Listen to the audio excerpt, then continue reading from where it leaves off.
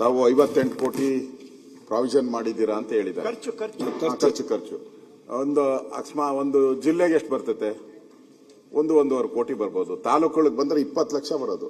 ನಿಮ್ಗೆ ಎಲ್ಲೂ ಸಿಗಲ್ಲ. ಈಗ ಕರ್ನಾಟಕದಲ್ಲಿ ಎಲ್ಲೂ ನಿಮ್ಗೆ ಜಮೀನೇ ಸಿಗಲ್ಲ. ಇದ್ದ ಸರ್ಗ ಜಾಗ ಕೊಟ್ಟು ಈಗ ನಾವು ಅತ್ಯಂತ ಪರ್ಚೇಸ್ ಪರಿಸ್ಥಿತಿ ಬಂದಿದ್ದೀರಿ. ನಾನು ದಾವಣಗೆರೆಗೆ ಹೋಗಿದ್ದೆ ಅಧ್ಯಕ್ಷರೇ. ಅಲ್ಲಿ ಲ್ಯಾಂಡ್ ಗ್ರಾಂಟ್ ನಾವೇ ಮಾಡಿಕೊಟ್ಟಿದ್ದೀರಿ. ಸುಮಾರು 100-120 ಎಕರೆ ಲ್ಯಾಂಡ್ ಗ್ರಾಂಟ್. ನಾನು ಹೋಗಿ ಅಶ್ವತ್ಥ ಕಟ್ಟೆ ಮೇಲೆ ಕೂತ್ಕೊಂಡು 1 ಎಕರೆ ಕೊಡ್ರಯ್ಯ ಅಂದ್ರೂ ಒಬ್ರು ಕೊಡಲ್ಲ. ಸ್ಕೂಲು ಕೊಡಲ್ಲ, ಆಸ್ಪತ್ರೆಗೆ ಕೊಡಲ್ಲ.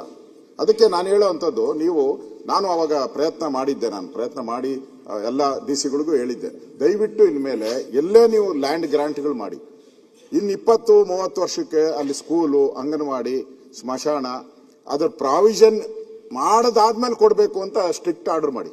ನೀವು ಇಲ್ಲಿ ಅದು ಬಹಳ ಇಂಪಾರ್ಟೆಂಟ್. ದಯವಿಟ್ಟು ಇದು ಮಾಡಿದ್ರೆ ಮುಂದಿನ ಜನಾಂಗಕ್ಕೆ ಒಳ್ಳೇದಾಗ್ತೈತೆ. ಇಲ್ಲ ಅಂತಂದ್ರೆ ಎಲ್ಲ ತಗೊಳಕ್ ರೆಡಿ ಇದ್ದಾರೆ. ನೀವು ಕೊಟ್ರೆ ಎಲ್ಲರೂ ಬರೋದು. ನೀವು ಇಲ್ಲಿ ಈ ಚಿತ್ರದುರ್ಗ ಹೋಗ್ತಾ ಇದ್ರೆ ಬೆಟ್ಟನೆಲ್ಲ ಉತ್ಕೊಂಡ್ಬಿಟ್ಟಿದ್ದಾರೆ. ಈಗ ಎಡಗಡೆ ನೀವು ಬೆಟ್ಟಗಳನ್ನೆಲ್ಲ ಉತ್ಕೊಂಡ್ಬಿಟ್ಟಿದ್ದಾರೆ ಮೇಲ್ಗಡೆ.